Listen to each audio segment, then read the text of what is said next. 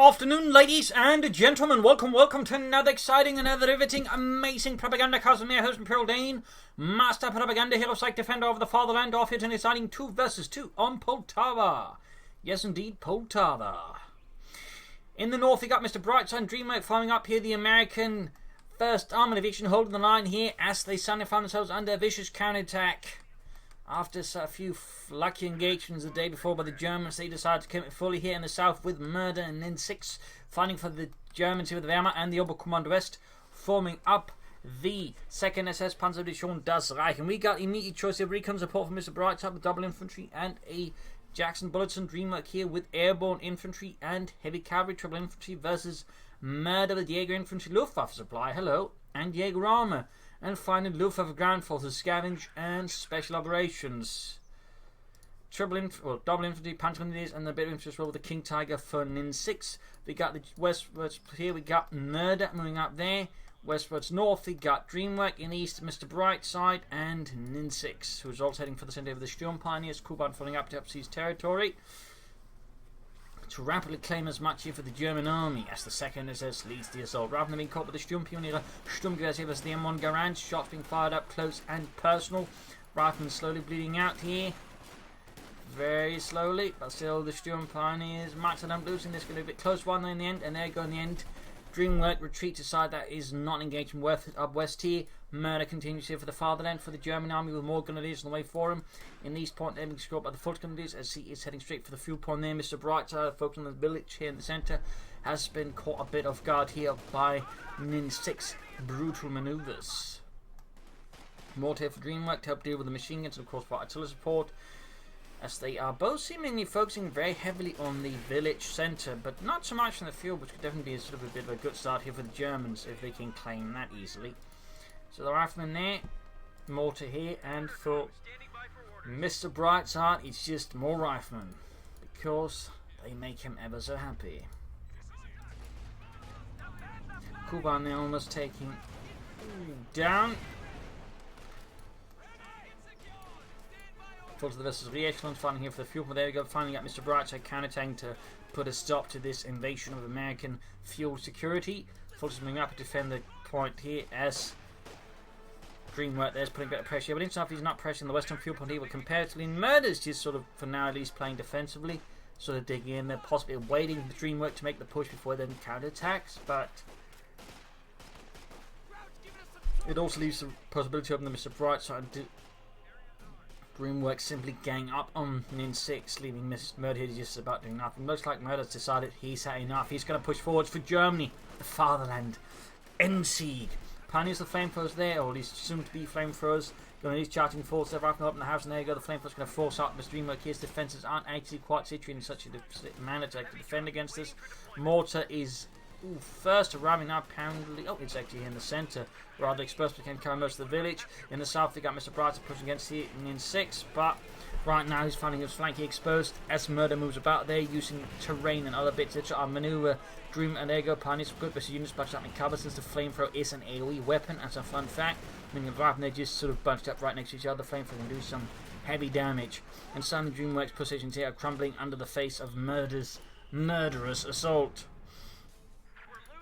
Rather than holding up here while others are retreating in the wake of serious engagements that clearly did not work out too well there for Dreamwork. Back here healing enforcement. Western field point is actually now open, but Murda just keeps pressuring here, hoping to draw in the Americans in towards the centre, allowing him to keep the west side undefended, which would be huge for him. We got 2 mortars now for the Americans, both Dreamwork and Mr. Brightside on position light artillery bombarding away. Worth noting that I think Dreamwork was when I checked a rank 20 American player there for 2 vs 2s, fun fact, and I believe Murda and Nin9 are recent high rank as well. Mr. Brightside I'm less sure about, but considering the rest, I imagine he's also in the top higher hundreds. Well, I could be wrong there. Racing charging, we're going to need to back up a rifle. They're going to have to fight a very brief delay action here, since they can't hold up against that many Americans. Smoke from down here as well. Clearly Dreamwork here is anticipating his opponent having a machine gun nearby, and nicely trying to lay down smoke from there to cut that off. Very good move there. In this case, the machine gun is actually nowhere near the front. It's actually down here in the south. But obviously, Dreamwork takes no chances. He could also drop more machine guns Style way nice tactical use of smoke there by Dreamwork. Very good to see. Half-tech following up for Murda, but who's gone for Luftwaffe supply doctrine. Wow, you do not see that doctrine very often, but here we are with the Luftwaffe supply doctrine. He's actually using the airdrop medical supplies of that. You see that one even less. Good God. And that's a very interesting play there. We got a half-tech out. Guessing he's not going to go for the flamethrowers. I mean, you could combine this, the airdrop medical supplies, with the half-tech, and you can just fight at the front line, drop up the medical supplies, buff your troops as well at the same time while they're firing close to the front line, of course, just reinforce. I mean, that'd be a pretty solid combined arms force there for Murda. Also one you rarely if ever see. It turned out here for Dreamwork, Mr. Brightside is going for the captain. Pack out quickly stronger than he versus the Germans. Lieutenant they're trying to flank in, but the before turn the houses being a bit of an issue. Need to bombard the smoke.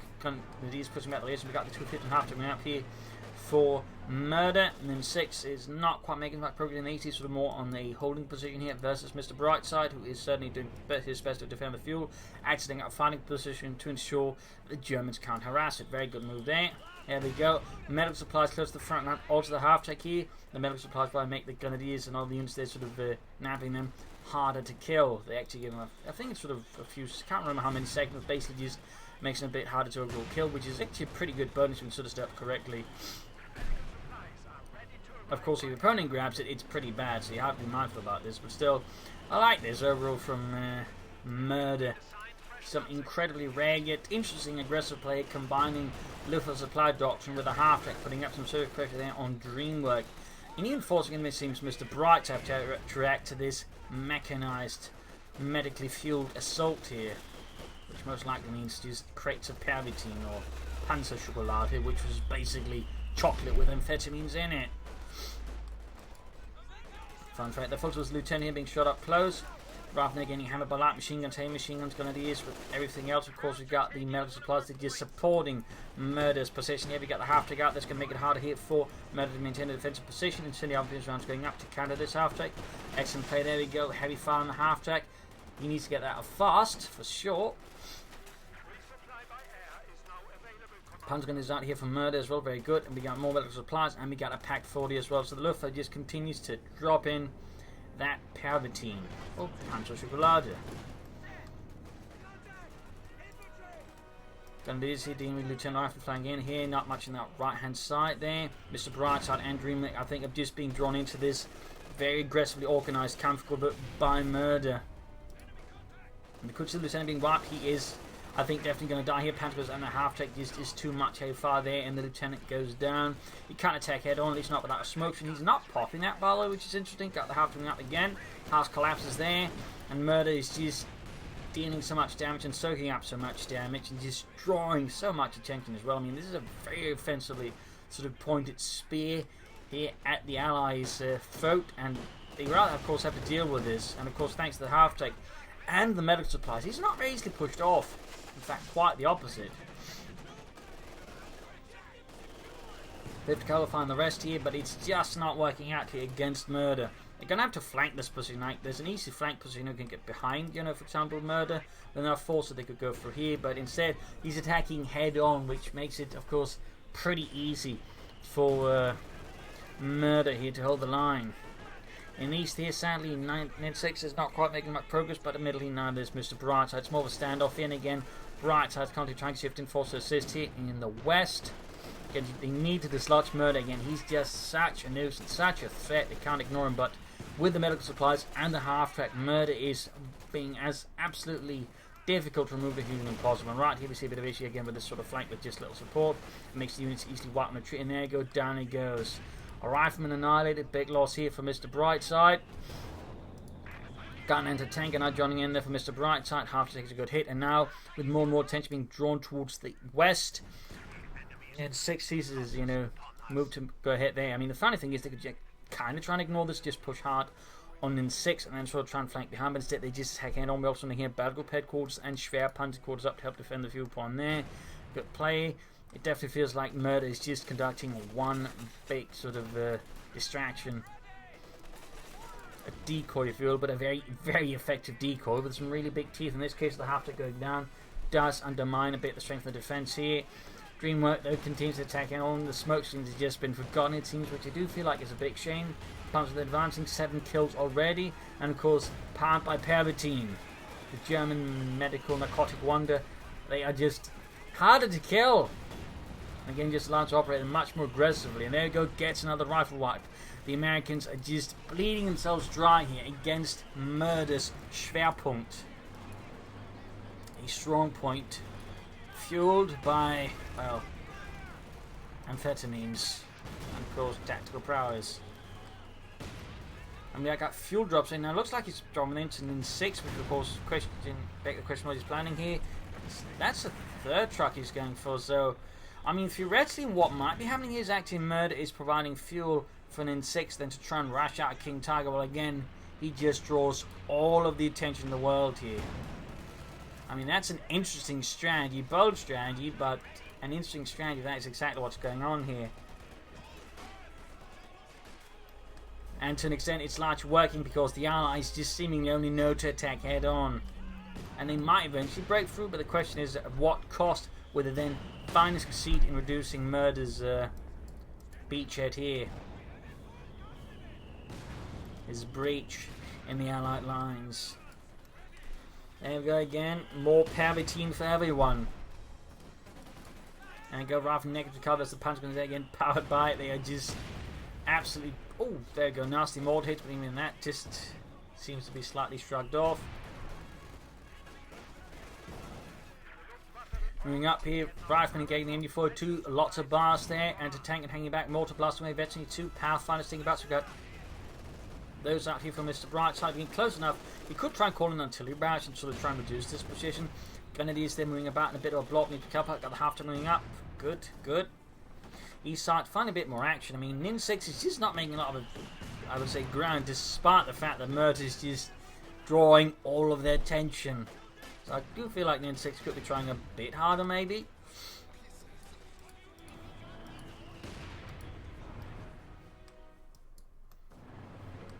I mean, Murda is currently conducting one of the biggest diversions I've ever seen in company of his, and sadly, Nin9 has not quite made the progress you'd figure he'd made with that, you know, bloody diversion.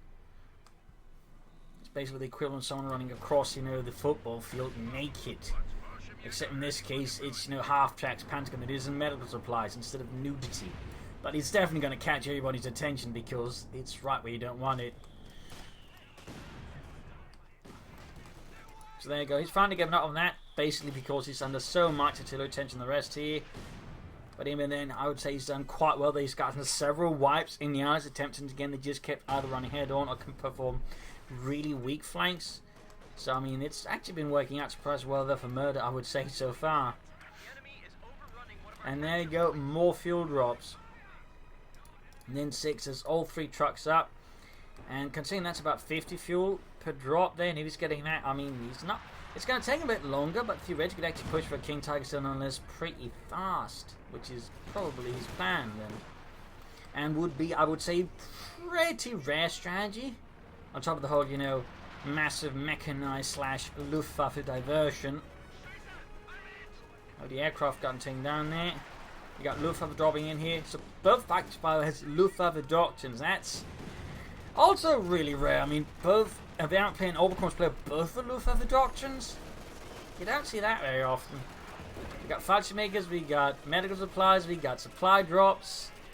Good God. So many Luftwaffes just supporting here. Clearly, the High Command is believing in this assault since they're willing to commit this much air support. And these two, we got full screen Fallschirmjägers fighting against here. Brightside's forces. Still not much happening though, in terms of, you know, aggression, but still something is happening, I guess. Rather than repulse, the Grenadiers with bars and light machines going to be quite an issue here. Fuel crates sticking by there. And, I mean, he's not far off from the King Tiger. I mean, a few more crates there, and he should be able to go for it. Half tank looks like finally went down here to the Pack 40. The punch out the Canoni Field Sick. Back here, troops sitting enforcing no tech up there for Murda because he's spending all of his resources either maintaining the front line, of course, dropping fuel here for Nin9, and there goes finally taking up. Nin9, by the way, now is a minute away from a King Tiger, at actually less than that, since there's seemingly a bit more fuel to go. So yeah, again, roughly 15 to 16 minute mark, King Tiger is absolutely astounding. Of course, it has been expensive. It has been really expensive. I mean, that's a lot of manpower that Murda's had to, you know, send Nin9's way essentially to do it, but it's happening. 15-minute King Tiger. This match has already had a lot more just stuff you never see happening in like forever. Luftwaffe supply doctrine, medical supplies, half-tech's been used to reinforce and all that. Great purchase, and now a 15-minute King Tiger. And of course, double Luftwaffe doctrines, but again from separate armies. You know, up north, Mr. Brightside is still pushing on. They stabilized the situation again. They've been finally able to remove the bridge hit here, but now there's a King Tiger to deal with. And the question, of course, is, are they prepared for this? Are they ready for the German sledgehammer to head home? Captain there, suddenly finds himself a bit. Oh no. God damn, we got hit. Yeah, but, well, never mind, Carl's dead. Captain force where the mortar gets hit on the King Tiger. Fun fact, during the fighting in Arnhem, one King Tiger was actually knocked out by mortar rounds hitting the radiator, actually disabling the engine there. But there you go, shot bouncing off. They got one anti-tank, I think, right now. So we got Jackson away from Mr. Brightside. Great Dreamwork going for Scots. Scots are not going to stop the King Tiger, I can pretty much guarantee you that. But there you go, lots of bazooka fire to tank and fire there, pushing the King Tiger down to half health, stopping Nin9's assault. But there you go, Murda following up here. Air support going there for air reconnaissance to figure out what's going on there to help them to push the assault here as the Allies are slowly collapsing. There you go, units seem to have been wiped out. Dreamwork suffering more casualties. Got the Scotland in there bombarding, not hitting the target. Mortars need to fall back. Pack carriage needs to reposition. An absolutely audacious assault here by the 2nd SS. King Tiger, they're rolling back here, heavily damaged. And tier 4 there for Murda. Rather than as the Grenadiers up in the open, they are somewhat each side for these Grenadiers and whatnot. Scott, they're firing away. One kill so far. Rather than firing off the foot Grenadiers, grenades could be healthier, and there you go, fact grenades against the Americans, but vice versa. Rifleman here could also benefit a bunch from it. Tank destroyer ramming here for Mr. Brightside, the M36 Jackson. And we got more riflemen there for Brightside. Dreamwork could also consider some more troops. If either of them could go for some paratroops, I think that would also help out a bunch. King Tiger's doing repairs. We've got repair pioneers. We've got Sturm pioneers moving in. We could even maybe see Murda sending in some of his own pioneers to assist with the King Tiger repairs. Of course, he might build the heavy panzer corps first, so he can begin pushing his own armour. Air recons out here from Dreamwork to try and get an idea of how the situation is looking versus the German army. Far east, we've got fighter makers there harassing the eastern victory point. Good play there. Good play there by Nin9. And something got destroyed, it sounds like, by the King Tiger. Might have been an aircraft that actually went down to catch a machine gun. Moving up the Scot here, trying to snipe some of the infantry with it. A bold maneuver there by Dreamwork. Of course, if it gets, say, hit by a ambush like Kedmir, I thought that would be less grand. And with that, the signal seems to off here for another assault. Nin9 spearheading with the King Tiger once more to backing up. They're all seemingly pushing up for the centre. Not much action on the west flank or the right flank. You can see there Mr. Bright something in troop to deal with. Oh! Grierson's trying to repair the Scott too close to the front line. Get punished here with a heavy hit from the King Tiger. Rifle need to retreat in the face of the combined German assault. And there you go, obliterated. They definitely need to be taking the Germans more seriously. There we go, Scott went down to the King Tiger. No idea again why he went for Scots at this stage, but I'm guessing that neither Mr. Brightside or Dreamwork were anticipating a 15-minute King Tiger, because really, who goes for that? Well, clearly Murda and Nin9. Rather than the Grenadiers, 50 caliber hang back, got the pack cards firing and the regular mortar here. Grenadiers repulsed. King Tiger on the move here versus the Captain out in the open. Need to be careful about that. That was kind of open. 18 kills in the Königstiger. They need more tank destroyers. They need a lot more tank destroyers. But Dreamwork's actually committing to more Scots rather than tank destroyers. I definitely feel like that. It's a bit of an oversight by him. In the meanwhile, Murda's got his own arm on the way, and that is the Sturm Panzer IV. To help deal with infantry support weapons. Panzer is almost mounted up by all the artillery fire here. Scots, mortars, and pack carriages. Certainly an unhealthy combination for any German infantry. Forces are taking losses from the Scot. One kill so far, rather than repulsed by the King Tiger, and others them by infantry. And we got more medical supplies here from Murda. More Palpatine dropping down. The gift from the gods of war. King Tiger getting blasted by the Jackson tank, just trying to tank also nearby here, quickly doing some heavy damage to their shots, somewhat bouncing. Sturmpanzer rolling up and going straight here for the pack out to shoot, and wipes half the crew. Aggressive pushes there by the Germans. The Americans are not taking this easy and are certainly doing the best to resist. And there you go, Dreamwork finally goes with Doctor. It is going to be airborne. We'll see if there'll be paratroopers, though. I do think some paratroopers could help up nicely. With Thompsons or Browning light machine guns, they could help there versus some of the German infantry. More rifling for Dreamwork. No paratroopers, no pathfinders. King Tiger receiving repairs once more. 19 kills, close veterans to 1, hitting the eastern victory point here once more as well, keeping that bleed. West side, the Allies have really not been doing much, but we can see finally here, Dreamwork is willing to commit his major and attempt to do something there.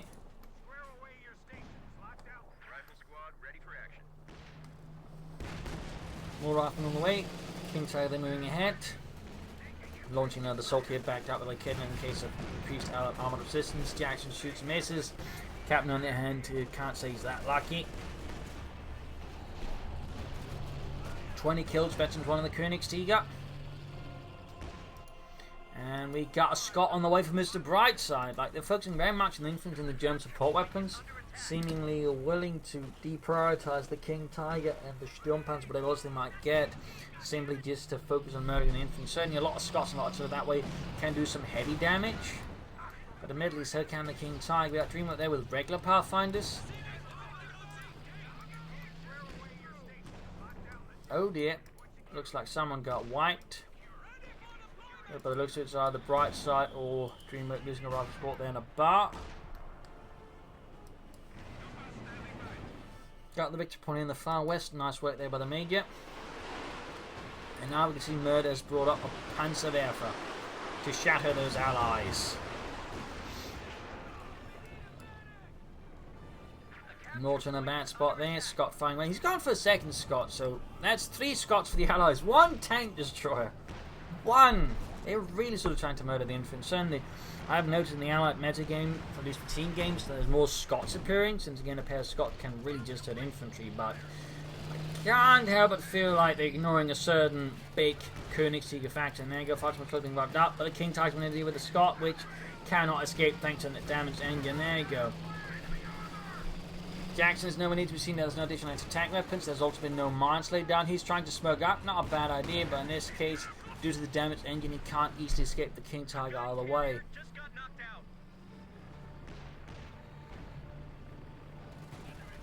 More resource drops there for Murda.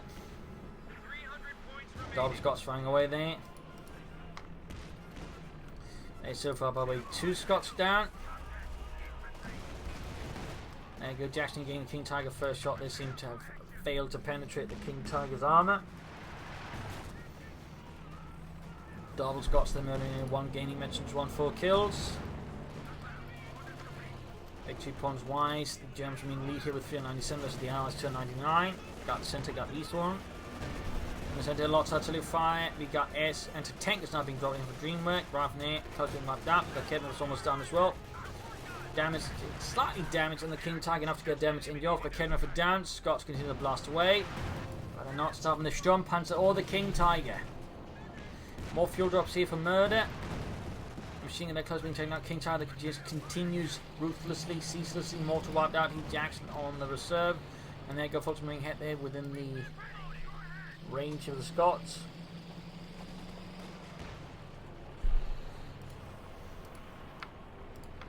A rather hectic and crazy situation here. Victory points while so they are bleeding out the Germans still.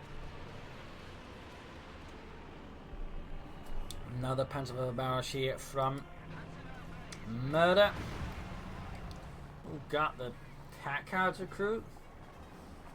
But beyond that, casualties seem to have been limited. Additional anything here from Mr. Brightside yet? The Woodsea's got the fuel.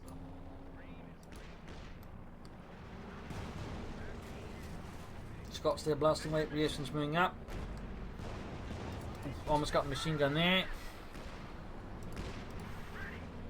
More Scott fire. Shot bouncing off the Sturmpanzer's frontal armor. Closing on Veterans 1. In the east, we got the Pathfinders there on watch, ready to defend the fuel point. Sniping any crouch. Moving to close there. Got Folkestone run here as well from the Scots. All that lot of artillery fire here. But beyond that, not really causing any huge casualties for the Germans at the moment. The Allies remain a bit on the defensive here. And they are still, I think, not really committing to a lot of tank destroyers. Despite, again, I would say with the King Tiger out, you really want some tank destroyers. In fact, the King Tiger is close to Veterancy 2. Which is taking it roughly 10 minutes to get there. But now in the open, push back here with the Königstiger. We got a bit of push up through the centre with the Rearstones, Scots and more. Scots, as usual, don't do much here to the Sturmpanzer. 32 kills here.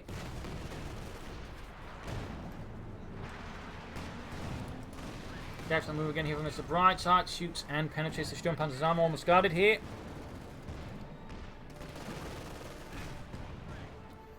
Almost, but the Sturmpanzer looks like moving away. Unit Hill wiping these. King Tiger eventually 235 kills for the Fatherland. Great work there. Buying in 6. West side is being defended here, but beyond that, there's still not been really much pressuring there. We got some mines down here from Nin9 Schuming it. King Tiger on here through into tank farm. We got air support called in by Nin9. And we got air recons as well here from Murda just to help it be more useful. So that's a lot of Luftwaffe activity. So many aircraft from the Luftwaffe. We even got here an incendiary bombing run. I haven't seen that in ages. Straight on the mortar as well here from Dreamwork. I don't think he realizes what's going on because he's not moving it. Man, those crowds couldn't have dropped an incendiary bomber, could they? I mean, they never use those. Oh god, I'm burning. So yeah, he's going to get it. Wow. In fact, he's almost used every ability in his doctrine except the Stuka bomb drop by now. Nin9 flying up with Jacksons here to help deal versus, well, Jagdpanzer deal with the Jacksons. Since the Jagdpanzers can respond in range to the Jacksons at the very least, so he's clearly sort of aware of what counters are going to be to the King Tiger. I'm sure he's just surprised it took so long for the Americans to really begin bringing in a lot of Jacksons to deal with it. And it's still only going to be 2 at the moment. Scots, when you hit their Pathfinders with Pulse, fortunately going for the sort of victory point. Got the Königstiger moving forwards. Scott almost down. So the forces in fact almost wiped out here. There we go, flanked by the anti-tank and Jackson moving as well. There, King Tiger closing in. We got a Panther out here for Murda though. Straight fire there. Scott down. There's Scott down. King Tiger blitzes away. Panther taking damage, and we got the Jagdpanzer out there for Nin9. Grenadiers Panzer moving ahead here, taking heavy fire though from machine gun fire, leaving them suppressed, begging for sweet support. Sturmpanzer moving ahead. Jackson firing away there. Sturmpanzer down to less than half of Veteran 2 on the King Tiger. Veteran 3 anti-tank, which is great there for Mr. Brightside. If we can just get it close enough. Sturmpanzer there wipes out the anti-tank. Just moves to the centre victory point. They're about like there. And then goes Sturmpanzer down to less than half health. Heading for the western victory point again. With the major, good move there by Dreamwork. Tons of munitions, so he could consider some mines, or at least calling in some air support at the right time maybe. Rather than just, I would say, floating 500 munitions consistently. That definitely feels a bit wrong. Murda here going for a munitions drop this time around, probably to fuel abilities for him and his teammate. Possibly just his teammate.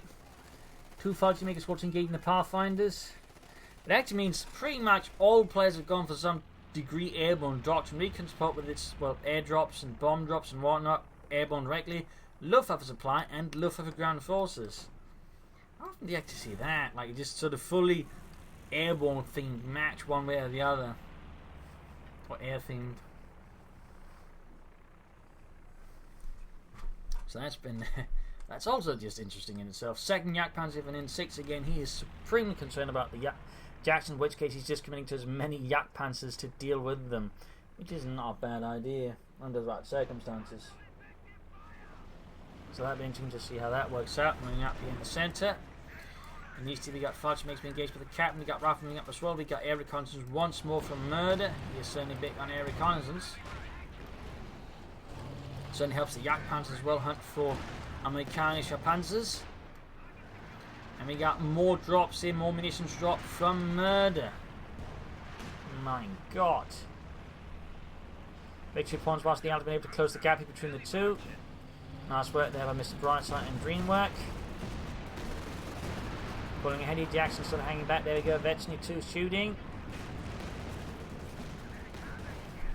Jackson shoots, but can't seem to hit. In the east here, some slight progress in the east. We got two fighting squads waiting for something to move ahead to the victory point and probably get murdered. But we can see here that Mr. Brightside is trying to take ahead to ensure he doesn't get murdered by any fighting makers hiding out. You should have seen that. Scott bombarding, 7 kills. Jackson moving in. There you go, getting the Sturm Punch, but the Pack 40 is turning the favour here to the Amerikanische Jagdpanzer or Panzerjäger. Jagdpanzer they're getting flanked by into tank guns and the Jackson. Bit of a bad development there for Nin9. More Panzer for fire. Probably trying to take out the anti-tank gun.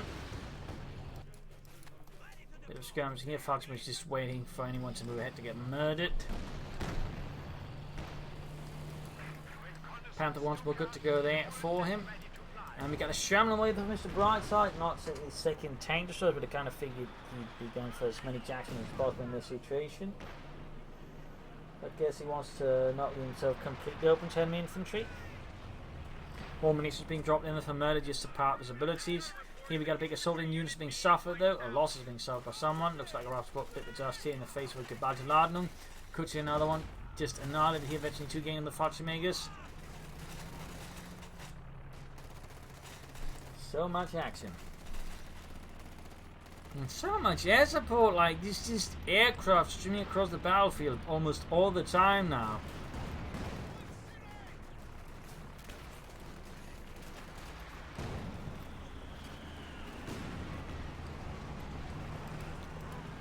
Jagdpanzer's moving ahead. King taking out on the right flank. Jamming out there for Mr. Brightside. Dreamwork with nothing additionally happening. And we got a streak of bomb drop off here. Silencing the pack howitzer. Meaning Murda's actually used every ability in Luftwaffe supply docks, and that's practically worth a medal in his own.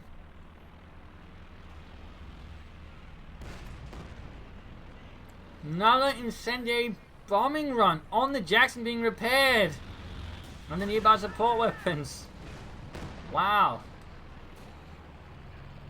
Outstanding.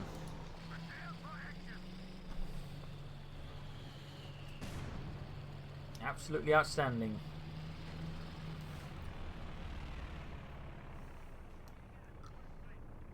Victory points whilst the Allies actually ahead of the Germans. Actually, they're slightly behind now, never mind me.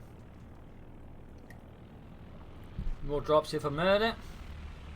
And 6 with more Fallschirmjägers.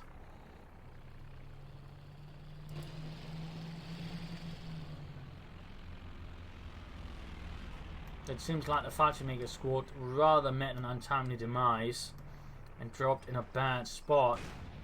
The question of course is, where did they meet their end? It's like that some bug happened.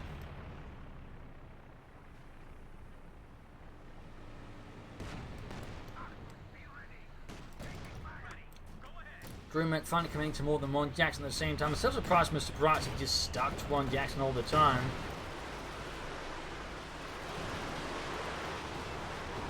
Panther barracks, they're wiping infantry and taking out the anti-tank gun. Second instance major. Got another Stuka bomb drop! Right in the midst of everything. More units collapse. Anti-tank gun abandoned. This is turning into a complete massacre slowly.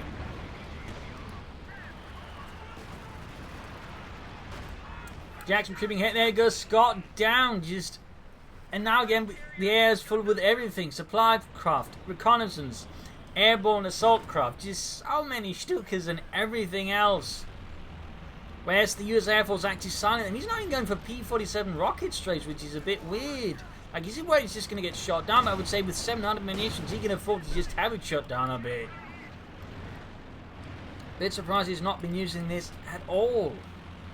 Could it be he actually went for the doctrine by mistake and just is a bit sour about it and just refused to use it then? I don't know. Another Fallschirmjäger drop here by Nin9. This time though, they seem to have landed safely without getting murdered.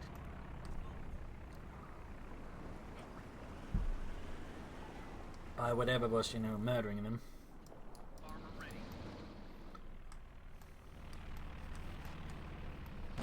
This has been a rather severe tug-of-war over the centre of the map.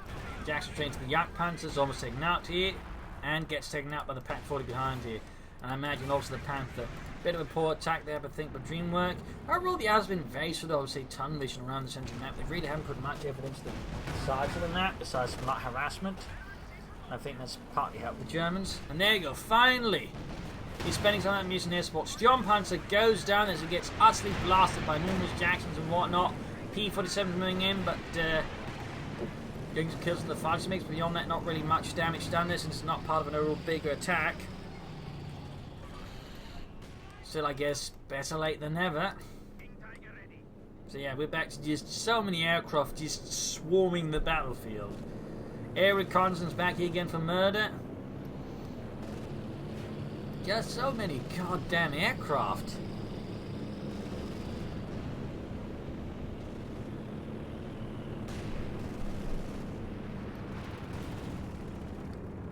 Well, this is just a straight up flying circus at this stage.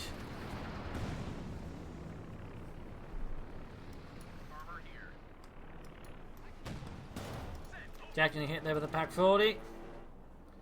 Now he got me. Supply drops in there, looks like that got shot down. Or at least something got shot down.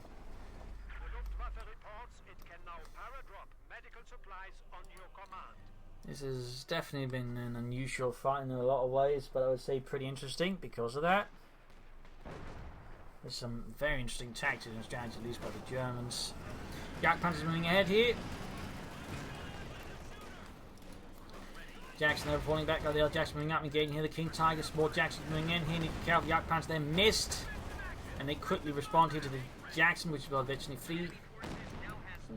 Quick fall back here. Koenigsegg advancing, actually close to eventually flee with 55 kills. And a tank gun down. And we got airborne assault in here once more for Nin9. Another push backed up by the Luftwaffe.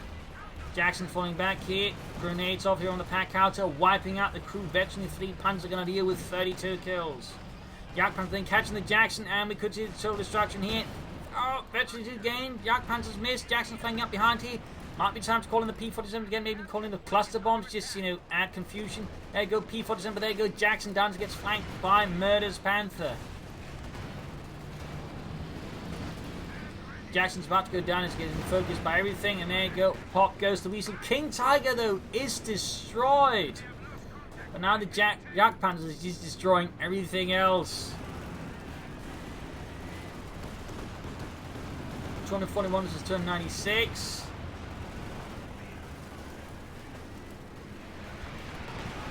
Sturm Peony advancing. Yak Panthers getting destroyed here by the P-47s.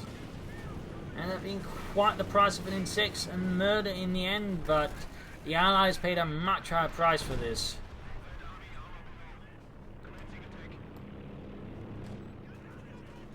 But really, this battle has been absolutely insane in terms of aircraft.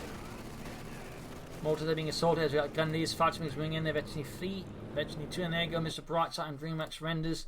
The 1st Armoured Division has been shattered by a full-on blitzkrieg assault here by Murda and Nin9 with armour, vehicles, infantry, and lots of Luftwaffe support. And my God, that's got to have been some sort of record of how much Luftwaffe support got used in any one battle, and overall air support as well. Though the Allies, interesting enough, are really short of it compared to the Germans. I mean, a few P-40s fighting plenty of resources for it, no other drops either really consistently. So I think that's something they're going to done well with. But overall, I think the bigger issue for the Allies in part was just they got completely sucked into the centre of the map there. That was pretty much just, they forgot about the rest of the map there. Partly, I think, just because of Murda's push, which I think just drew so much attention, they forgot about it. Partly, which in which case, great move there by Murda, and all just well executed. But even then, after it was over, they still didn't put much pressure on the rest of the map, allowing the Germans just to grind them down here in part.